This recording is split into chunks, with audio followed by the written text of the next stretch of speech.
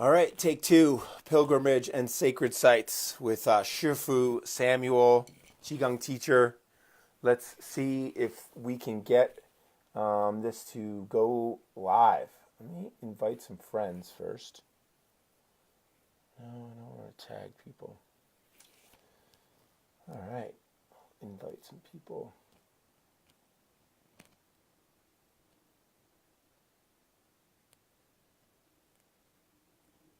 Maybe we might want to go Ernest Taylor for sure. Jack, Austin, Kim, Phil. Okay.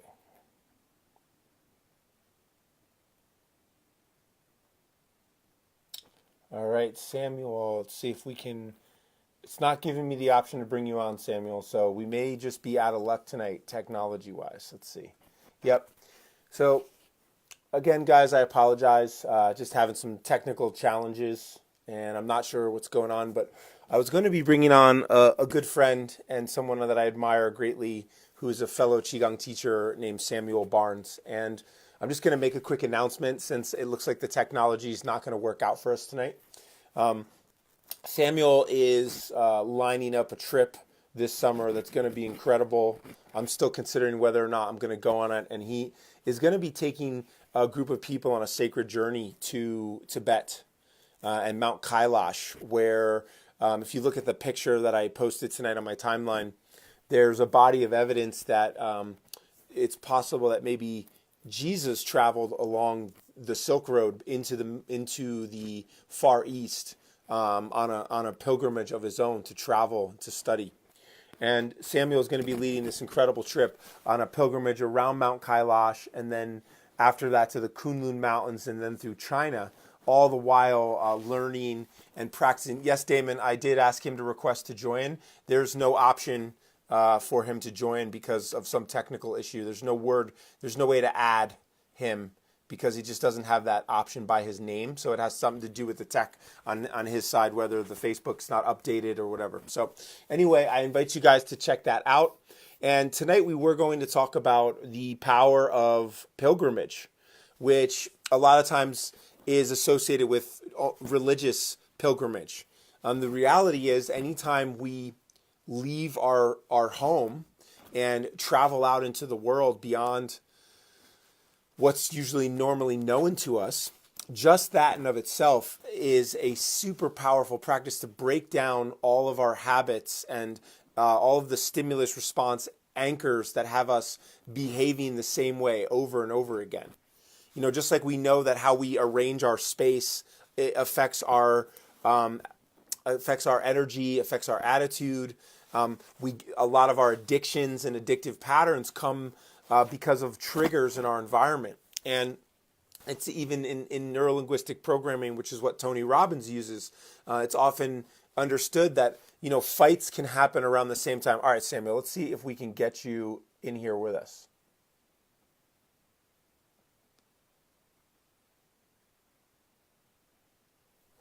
Because, Samuel, we don't want you watching. We want to be chatting with you, man.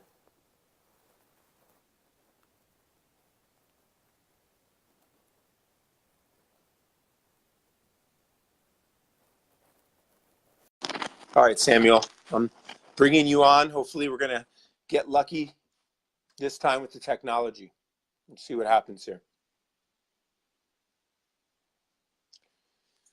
We could have some success. It would be very exciting. Pilgrimage and sacred sites. Maybe it's going to be more than just me. And if we aren't able to get Samuel on, I've invited him. It says it's adding him right now.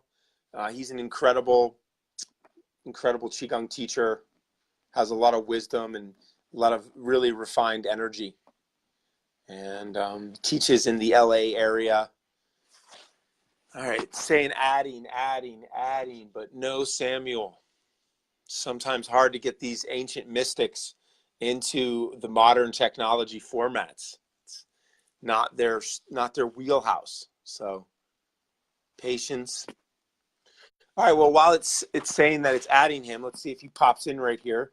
No answer from the live video guest. So I wasn't able to get him in. I'm going to try one more time. Yep, he doesn't have that option again by his name. So okay, so I'm just gonna keep going for a little longer. So um, pilgrimage is actually a technique, and it transcends any religious tradition.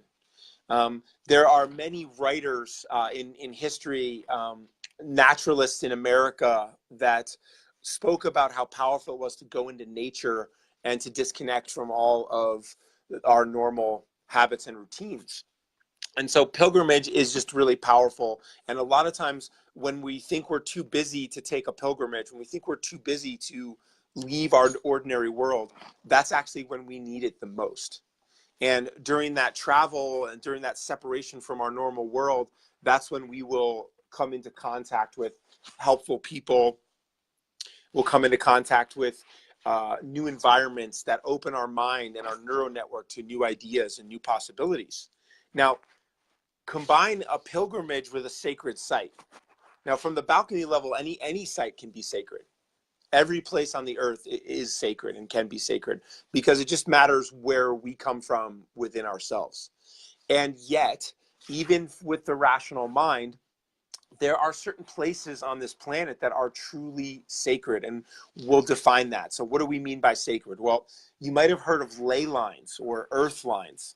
And we know that the earth has these magnetic currents that run in the ground. And this is where the Great Pyramids were built, on ley lines. The Bermuda Triangle is at an intersection of very chaotic geomagnetic energy. Right. And some places have higher frequencies, some places have lower frequencies. And ley lines are a scientific fact. And we know, just like the moon's gravitational pull on the earth affects the cycle of women's cycles, we know that there's areas that have more of what's called the Schumann frequency, which is the magnetic frequency that comes out of the earth. So there is this actual electromagnetic reality, and many of the ancient cultures had words for it. In China, they called them dragon lines. In or other places, they were called, in the Native American, called them spirit lines. And hey, Mariana, they have so many names. Mariana coming in from Tulum. Tulum, right? That's a place with ley lines, right? The pyramids, there's pyramids and ruins around those areas. And even the pyramids themselves were built to, it's highly likely that the pyramids themselves were built to be energy conductors. So much waterways underneath that created electricity. So anyway, back to each of us in our human world. It's possible to go to these sacred sites, these electromagnetic sites, and to meditate and to do breath work and to do qigong and just to be there. Now, what's interesting is, if you go to these places, oh, I think we're going to get Samuel. Here we go. I have a good feeling about this one. Hey, yeah, here we Hey, are. Samuel. Hey, Kai, how are you? Good, good. Awesome. So Figuring out we this pulled it off, Samuel. technology. Nice work.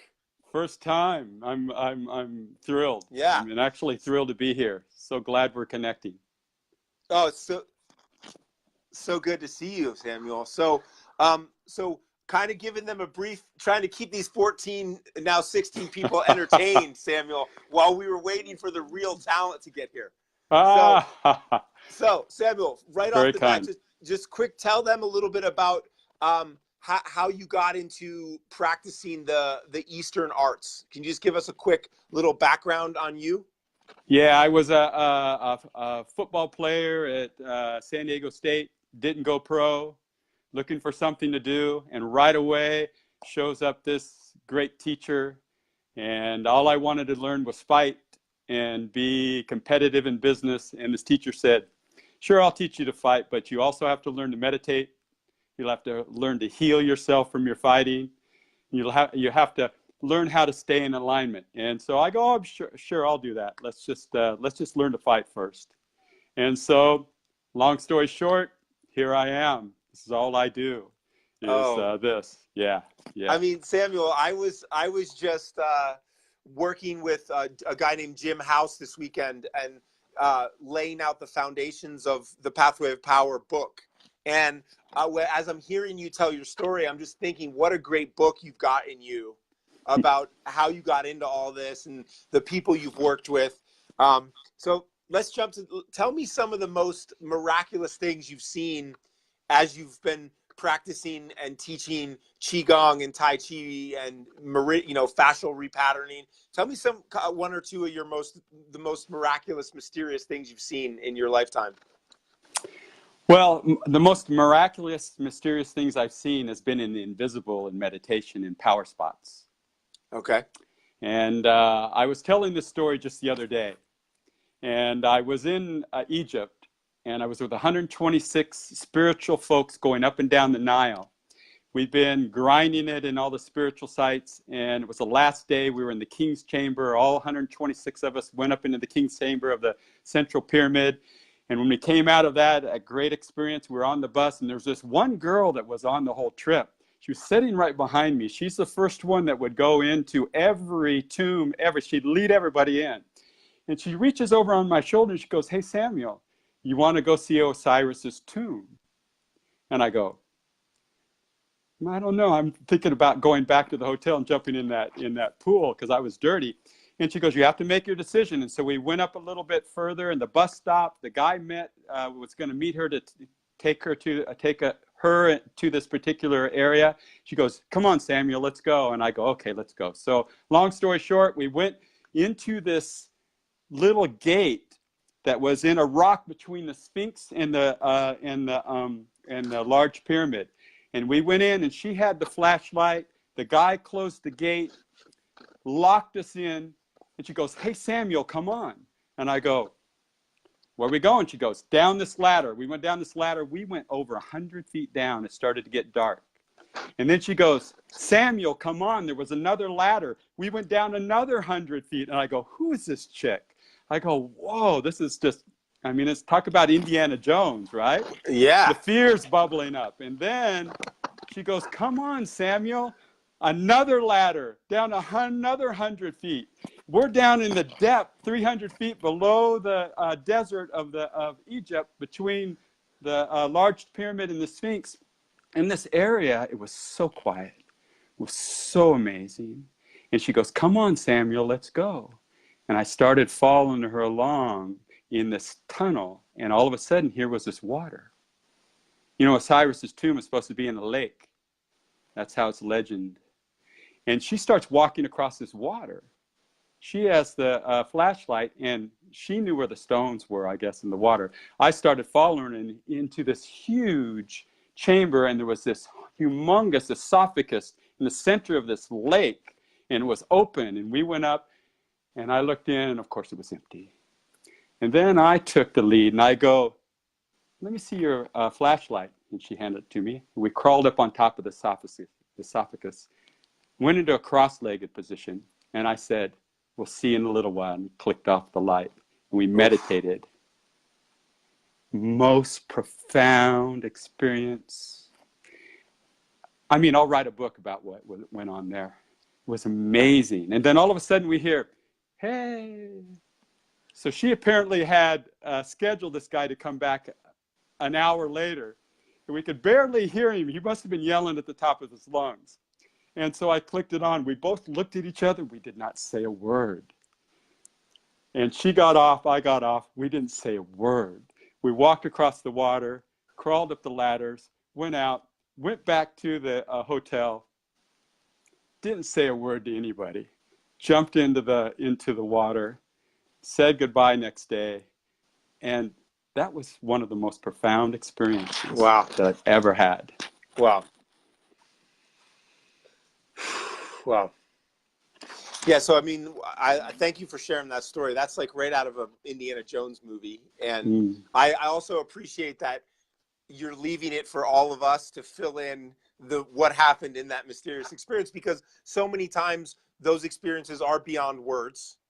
Yes. They're like a knowing. And so I guess to continue on where I was starting is, like, as I was talking to you, Samuel, about the trips you're leading this summer to Mount Kailash, where it's told that Jesus may have traveled from the Middle East into Asia to explore the different spiritual practice that existed at the time he was alive, and where the tantric Tibetan Buddhists are kind of based out of there, and how throughout history, whether it was formative religions, formal religions, or mystics, that those people that want to elevate their consciousness are drawn to certain sacred sites on the planet, natural sites, not necessarily temples, but temples end up being built there. Yes. Yes.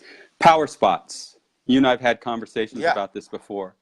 Power spots, what I have come to know, are places on the planet where the peoples of that area, the peoples that supported the growth of that particular civilization, did their deep inner work.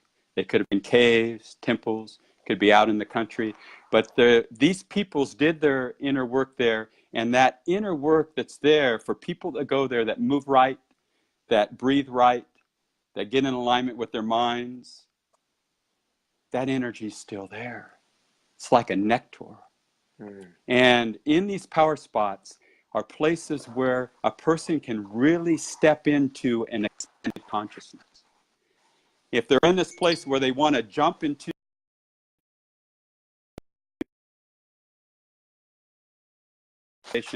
power spots are a place a person can go and accelerate that. And Mount Kailash, the holiest mountain in Tibet, very few people go there. It's so very remote.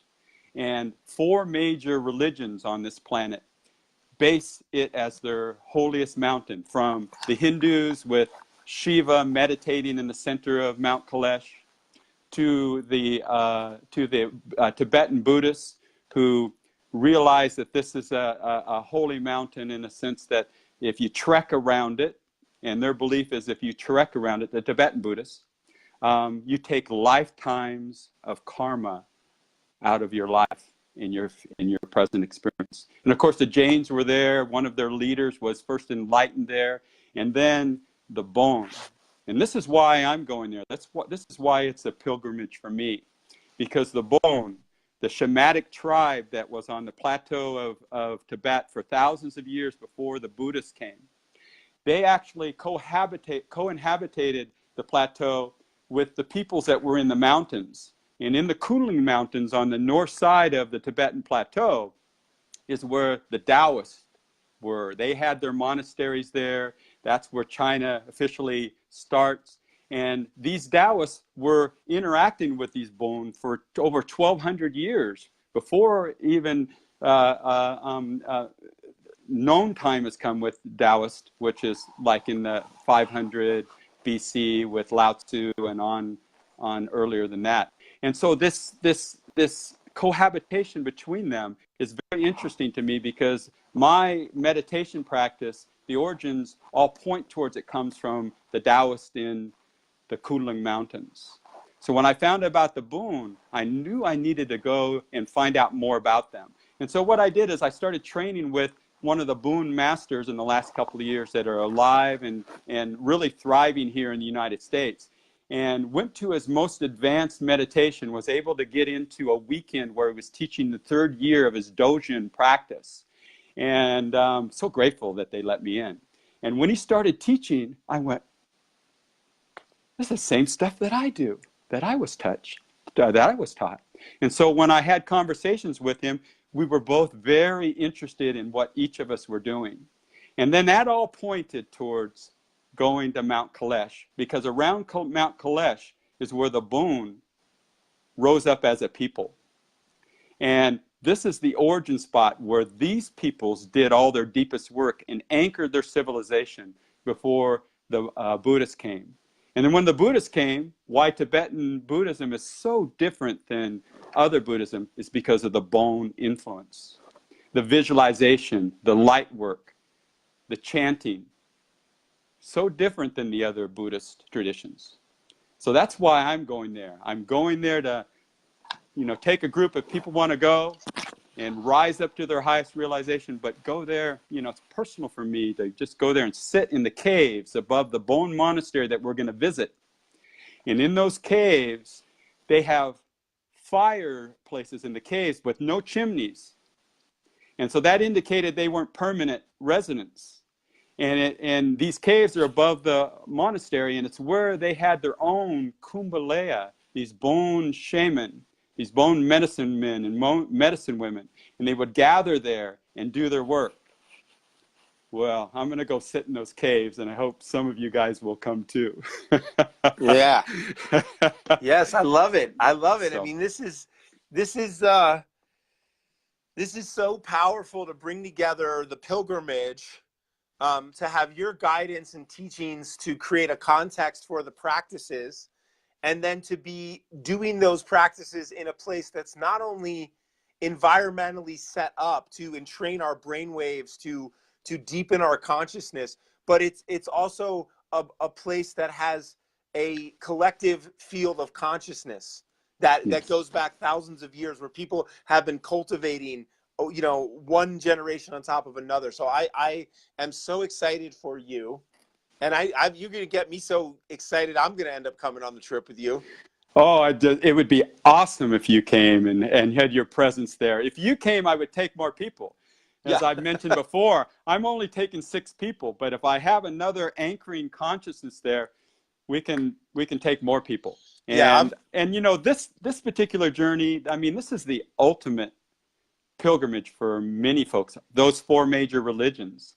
And this is a chance for people that really want to push it and feel the energy of some amazing practices. Because along the way, we're going to do the Bone practices for opening up the 7 chakras.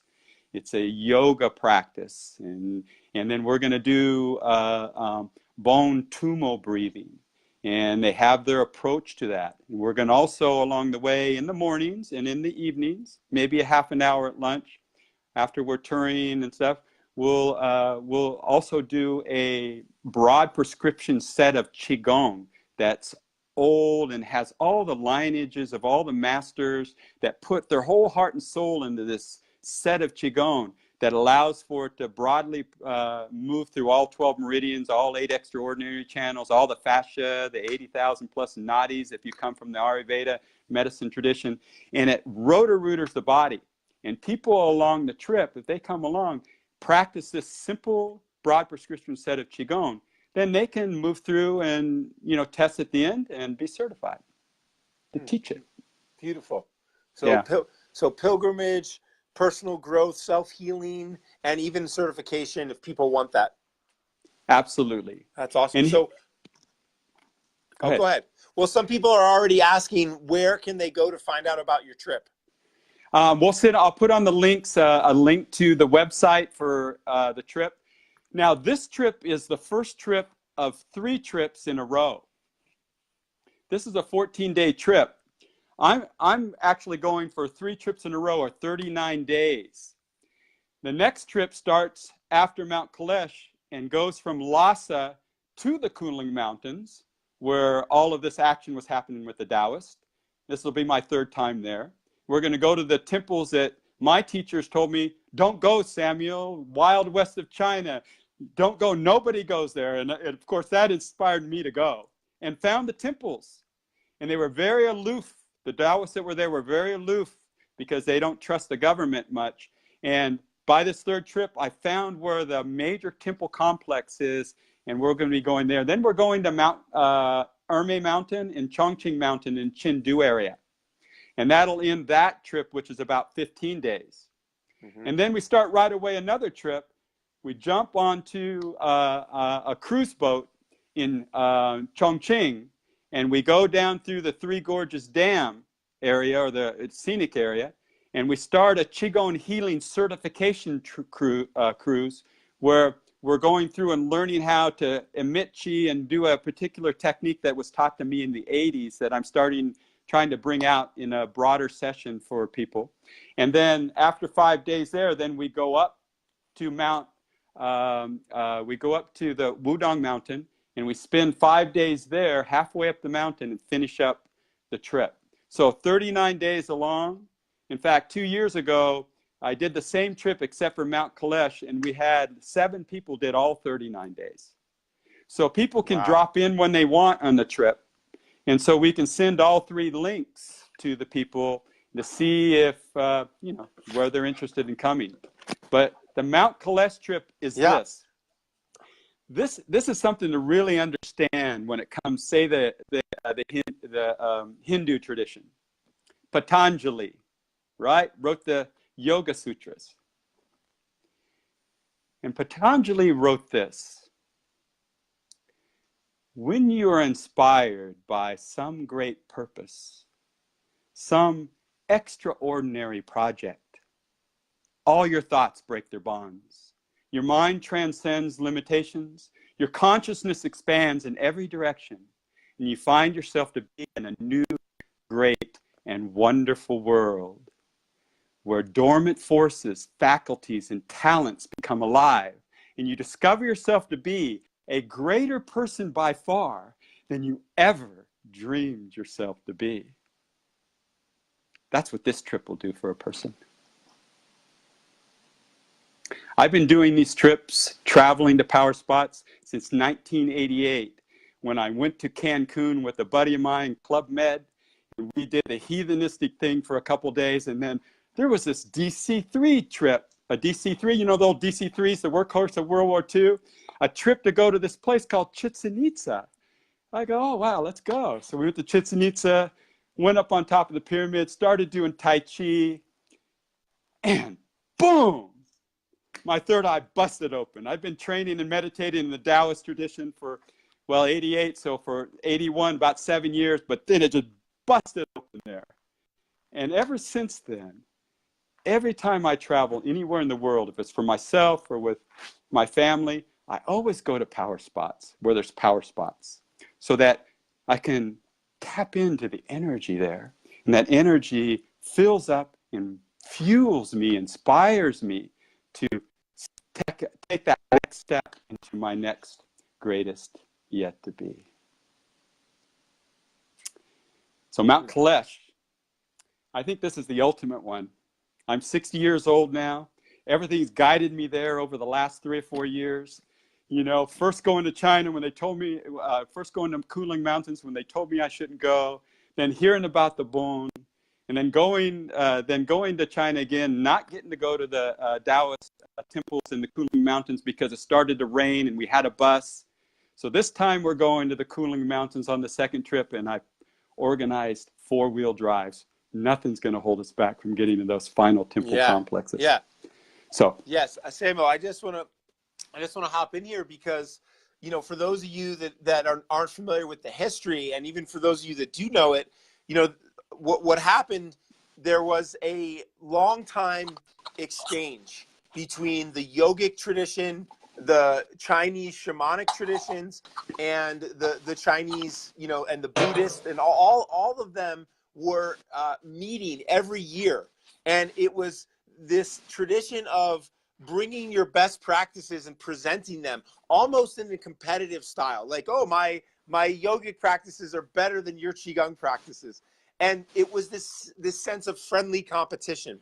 And I have heard both from both sides of the mountains, both the Chinese and the yogis, that when the Cultural Revolution happened, when these political changes happened in China and the borders were closed off, that interchange between yoga and shamanic practice and Qigong practice, that exchange was cut off, and that all the different traditions were becoming more stale and stagnant without the interplay, without the exchange, without a kind of friendly competition.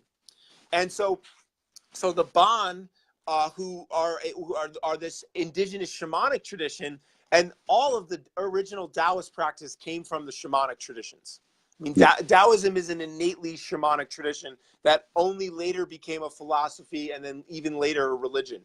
But there was a place that was so remote that during the Cultural Revolution, I have always heard from scholars, from historians, that it was too remote for the communist troops or the political forces of that time. They just didn't care about the Kunlun Mountains. It was just too remote for them to do anything. And so that was the one place that's said to have had a unbroken lineage of Taoist practitioners that was not interrupted by the political interruptions. So I am so excited to either go with you or hear about what you discover this year with your four-wheel drive vehicles, because that is going to be epic. It's going to be epic. Yes. Yeah. Yes. Really looking forward to it. And I've been to Ome. It's above the clouds, and there's a hot spring there, and there's monkeys, and you know, beautiful Buddhist temples. Beautiful town there. Lots of Chinese medicinal herbs grow on those mountains in Ome, and so some of the tonic herb shops are incredible. Yes. I've been to Chingcheng Mountain, where you're going, which is a smaller Taoist mountain that has a lot of calligraphy and poetry, and the Taoist practitioners are doing the arts that they are so well known for, which is beautiful. And then Yangtze River cruise, and then you're going to end up on Wudong. You know, Samuel, when I think I had been in China about 5 years, and I was feeling very discouraged by how much the traditional culture of Taoism had been repressed and had become, you know, mainly a tourist attraction. A lot of the temples were so overrun with tourists that there wasn't a lot of real cultivation going on. And then somewhere on my 5th or 6th year, I made it to Wudong, and I was reminded that it's still alive. You know? In I don't know if you've ever seen it, but in the town at the bottom of the mountain, they have a huge concrete, basically a movie screen. And every Friday night in the square, they play a kung fu movie. And the people, hundreds of people, come out with their children and set up little picnics, and they're watching Jackie Chan or Jet Li, and kids are playing kung fu in the square. And the village down there is filled with people reading the I Ching, doing oracle readings for people. And there's books on the I Ching and on Taoist philosophy. I mean, I was so glad to find that. And then obviously, as you pilgrimage up that mountain, there's just more and more levels of kung fu teachers and old men with long beards who can touch their foot to their head and tell you should train kung fu too, you know? Yes, when we're up on Wudong Mountain, we won't be staying down in the village. That's the key, because it's a scenic site, and tourists go up, and then tourists have to leave at like 5 o'clock. And so you have to go up every day through this tourist interest, unless you get a hotel halfway up or on top, then you're there. After the tourists leave, that's when action really starts. Everything's quiet, training's awesome there, and all night long, and there's a few little schools around there of Taoist, like reform schools. So these young people come and they train in the Taoist tradition in these schools, and they'll be in the hills doing their meditating, in the mountains doing their meditating at night. In fact, we'll be going to where there's this hermit, and this hermit's been sitting in this cave for over 20 years, and he never leaves. And you can go visit this guy, and he'll sit there. When you go up to him and you bring your group, he'll come out and he'll sit, and he'll just be with you. If you want to meditate with him, if you're speaking the local language, you can interview him and he'll interview you. It's the most amazing thing. And his whole life is about this one particular statue that's Xinwu, which is the emperor. He's one of the immortals of the Taoist tradition, famous ones on Wudong Mountain, that is in this cave, and he takes care of the cave and takes care of this power spot. Now, this is a power spot. It's amazing to visit. And Wudong has so many temples. If you don't know much about Wudong, I know you know a lot, but the second emperor of the Ming Dynasty is really why it's there. The first emperor of the Ming Dynasty that took China back from the Mongols was a Buddhist. And he had an heir, and that heir was his nephew, I believe. And then that heir somehow didn't stay emperor long. His uncle became emperor, and this uncle was a Taoist. And this emperor lived for a long time, built the Forbidden City around in Beijing, finished the Great Wall in all his years. And then he went up and after he built the Forbidden City in Beijing, he took the 300,000 people up to Wudong, just had a handful of temples there, and built 70 temples, including the Golden Palace at the top, where there's a Forbidden City wall around the very top of it. And this whole area has so many amazing places to go train, so many power spots. I mean, I've been up there many times, and I'm still finding new ones to go to. And if you like to hike, and since we'll be there for many days, we'll go into some deep hiking places where there's some temples that I don't think many people have ever got to. So Wudong is like the Mecca for the Taoists, the modern Taoists. Kunlun Mountain is the place where, well, as we talked about, that's where nobody's gone. And that's the place where the Cultural Revolution didn't get to. And so we're going to go to both. And people can go along on both. They can go just a little piece of a trip. Yeah, whatever a person would like to do.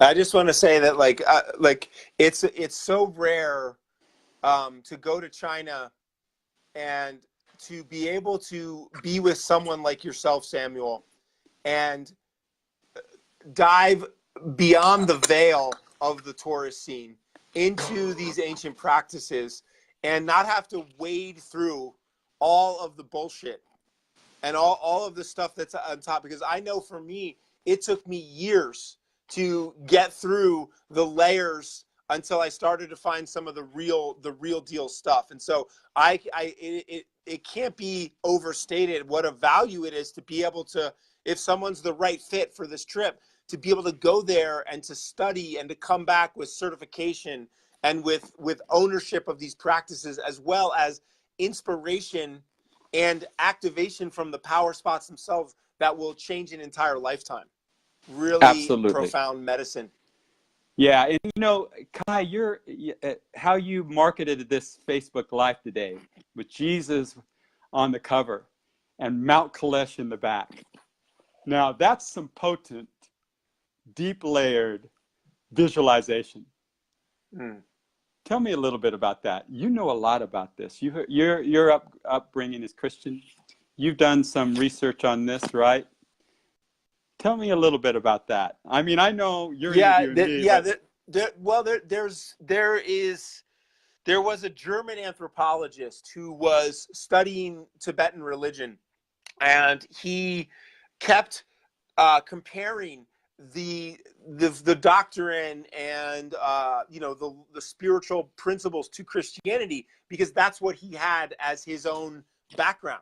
And as his Tibetan language improved and he started to be able to read characters, and he developed a deeper trust where these Tibetan lamas began to realize that this man was a spiritual seeker, and that he was also that he didn't have any negative intentions around the Tibetans.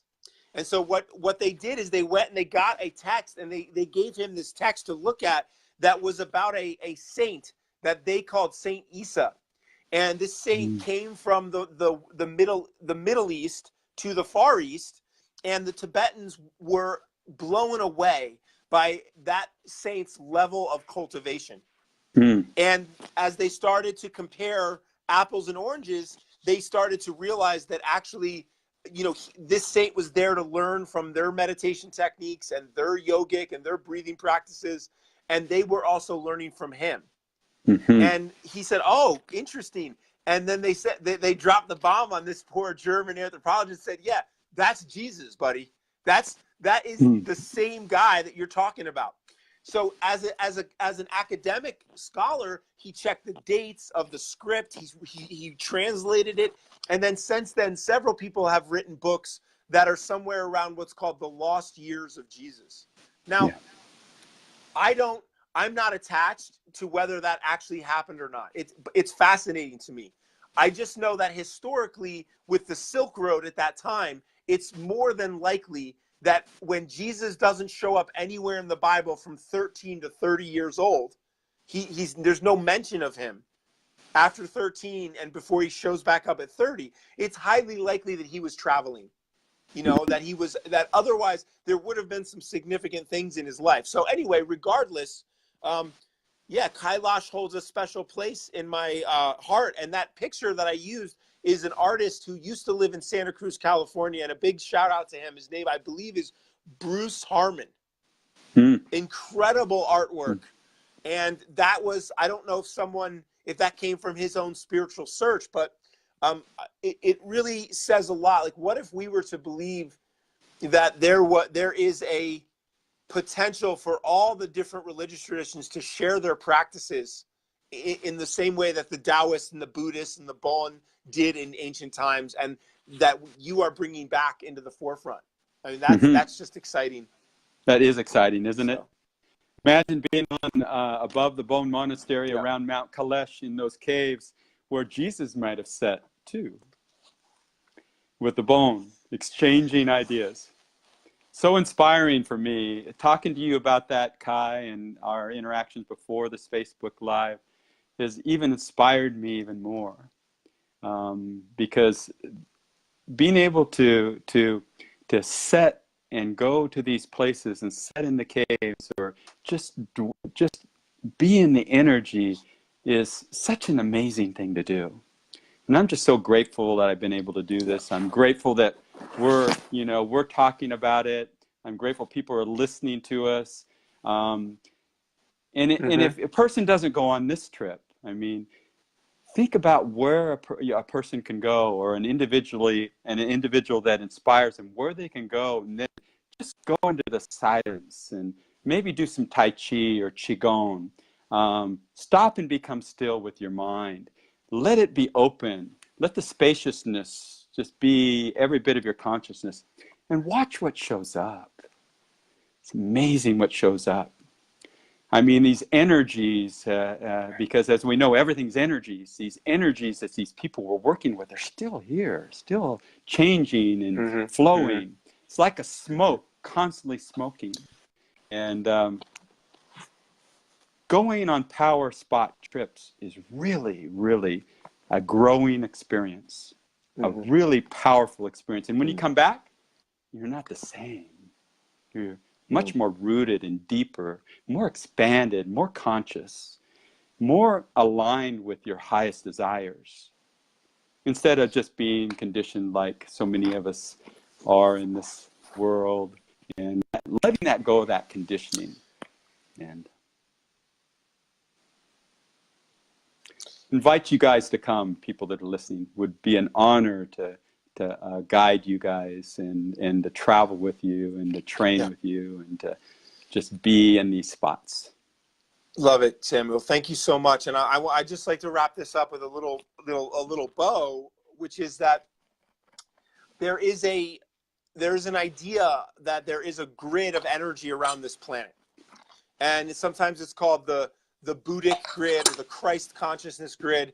And there's an idea that when that grid is influencing all of our collective consciousness, and when there's harmony, when people are meditating in large numbers, it infuses the grid with resources of patience and tolerance and love, and it lessens the burden on everyone.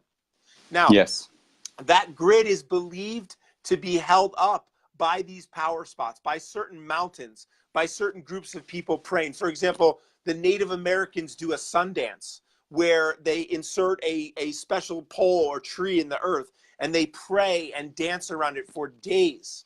And then eventually they give offerings to the earth, offerings of their own flesh and blood, offerings of tobacco, offerings of sweat.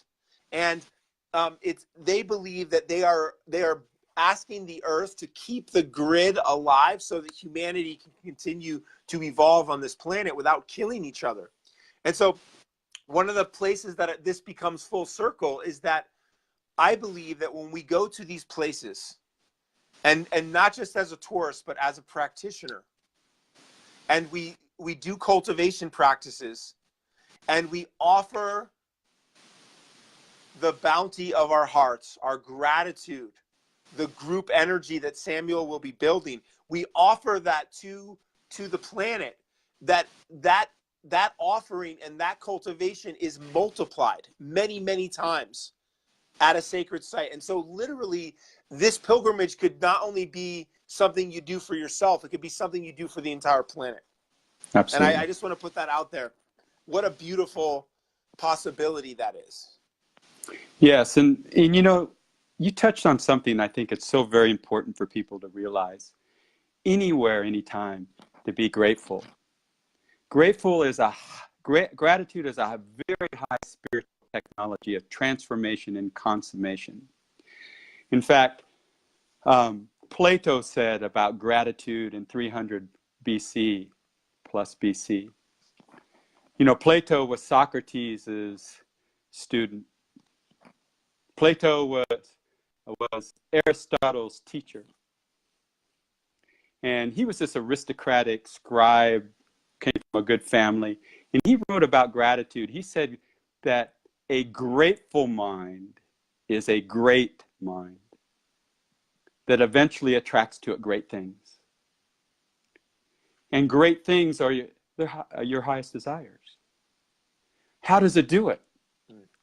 Gratitude, when you become grateful, gratitude releases grace into the moment. Gratitude engages grace into the moment. And grace quickly, swiftly, potently, powerfully moves and transforms any lower vibrational energy in the field into high vibrational energy. Any turbulent chi into calm, quiet, peaceful chi. Any fear-based energy into love-based energy. The field is cleared. That's why Jesus would be grateful, and then he would do his healing, because he knew he needed to clear the field. And when a person really understands what gratitude is, they'll be grateful all the time for any little thing. Because grace, when it's released, it moves and shifts and shapes everything into your highest alignment. So when Plato was writing his words, it eventually attracts into your great things. What's your highest desires? The grace is what transforms the moment. And when people really get that, when they really get that, their lives change. And if this whole Facebook Live was just about gratitude and grace, then that would be enough to help anybody that was listening. And start shape-shifting the world, the energy, and support this field, the Bodhi field that you're talking about. Gratitude, if everybody was grateful all the time on this planet, everything would shift and change just like that. So I'm glad you brought up gratitude. Yeah. Well, Samuel, thank you so much. I'm grateful for you, and I just can feel how blessed everyone will be to be in your presence. I'm saying to my people, if there's 2 or 3 of my people out there that want to come on this trip, I'm considering going for the pilgrimage around Kailash and then up to up to the Kunlun Mountains, and then coming back and making it about a 10 or a 12-day trip. And I encourage you to check out the whole thing. And I'll be really honest. If everything in my life, and let this be a prayer to the universe, if everything in my life was in alignment, I will be there for the whole 39 days, right next to you, Samuel, in your field of gratitude. And I'll be slinging my Chinese with the locals and getting us into trouble and out of trouble. And it's all Adam's been to China with me, and Catalina's been to China. And Seba, I'd just love to share this last little story with you, if you got a minute. Yeah, I have plenty of time. Yeah, let's do it. So Kata, who's watching us right now, she came on a trip to Taiwan that I led with just 4 or 5 people, and it was about tea, temples, hot springs, and meditation. And it was one of the most luxurious trips that I've ever led. By the way, you guys, Samuel is not playing around on his trip. You're staying mostly at really nice hotels. But there was a moment on this trip where we found ourselves in this museum of world religions that is financed and curated by a Zen Buddhist monk Taiwanese Zen Buddhist monk. And the room is a circle, and behind the glass panes are these holy artifacts and spiritual tools of all the different religious traditions. And in the Tibetan traditions, they have these powerful healing instruments that channel energy, and it just was incredible. And Kata, who's on this thread watching, as I came around, I saw Kata collapse and kneel down onto the ground. And as I walked over, I looked at the wall, and it was the Taoist section of the museum. And my eyes immediately went to an inscription with Chinese translation, and it said that as a Taoist, there is a recognition that when humans are unhealthy, when humans are in pain, when humans have improper sexual practices and they eat improperly, that they suffer and they spread their suffering to other people. And so one of the main duties of a Taoist is to learn and teach medicine, internal and external elixir practices of what herbs and what foods, what meditations and what breath work, so that they can cease to suffer in themselves, and they can also help others to cease suffering. And as I read those words, I just began to cry, and I also fell to the ground. I kneeled on the ground, and on the ground, Samuel, was a metal inscribed Taoist medicine wheel that had, the yin yang at the center, and then the 5 elements, and then the bagua, and then the stems and the branches, and it was all metal etched, and I was standing on that, and it was this power spot in the middle of Taipei. Wow.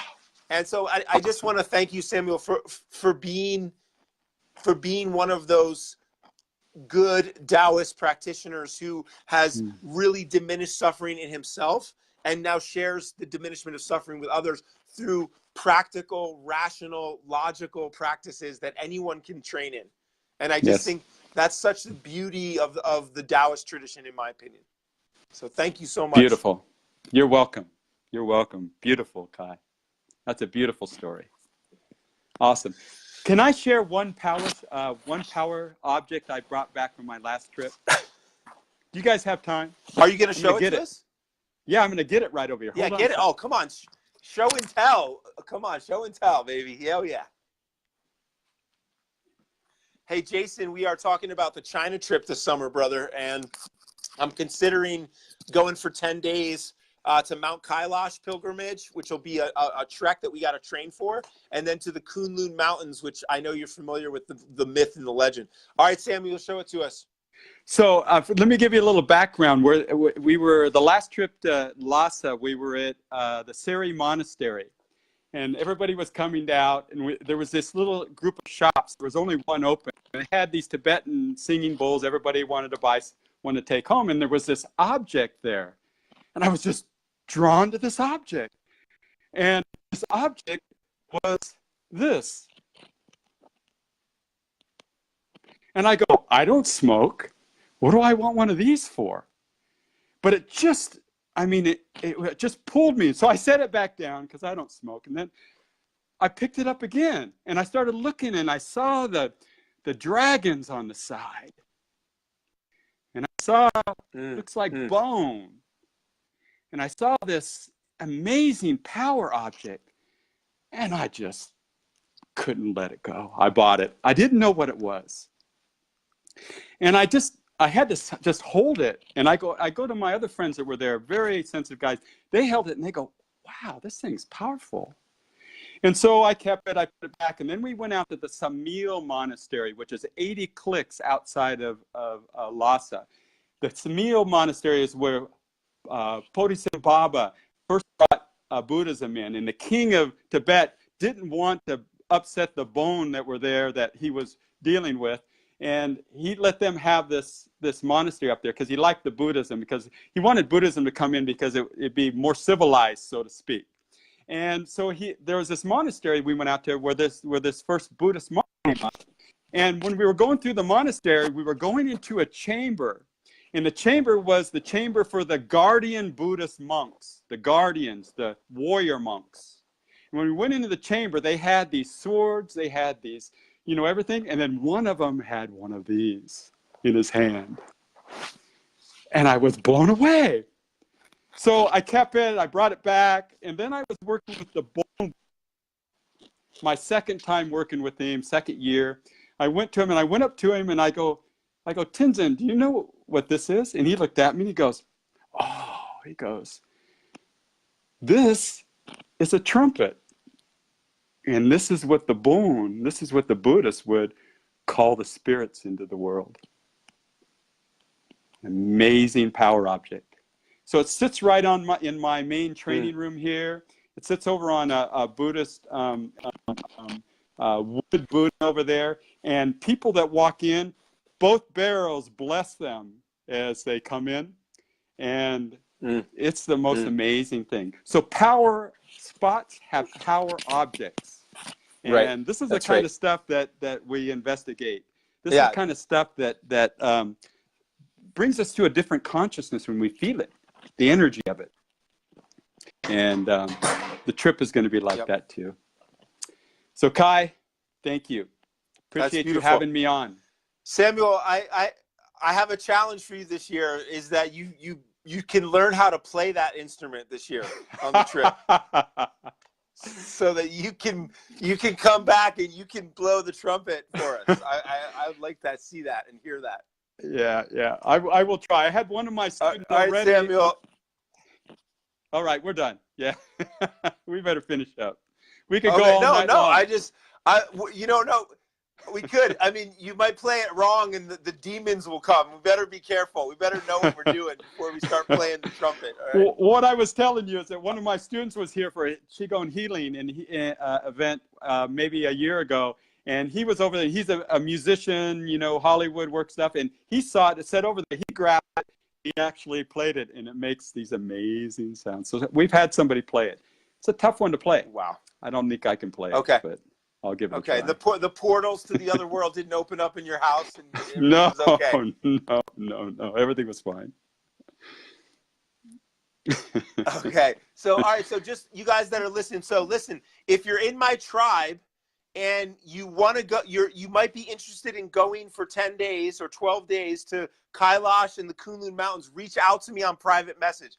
If you are interested in going on any of this trip, whether it's Umei, the Buddhist mountain, the Taoist mountain, the Kunlun, the Yangtze River cruise, the Qigong healing certification, the broad prescription sets, all of that. If you want to drop in for any of the 3 legs of the trip, I can't recommend this highly enough. Like I'm be very picky of who would take me through China, and this is a man that I would gladly surrender to be in a journey with. So please, I'm going to drop a link in the title. If you got people that you know and you're getting like a soul yes or a heart yes, share this. This is rare opportunity, and I love you guys. And Samuel, thank you so much. And please watch this again, share it with people, and private message us if you have any questions. Thanks so much, Samuel. You're welcome. Thank you, Kai. Wonderful experience. You're welcome. See you soon. You're welcome.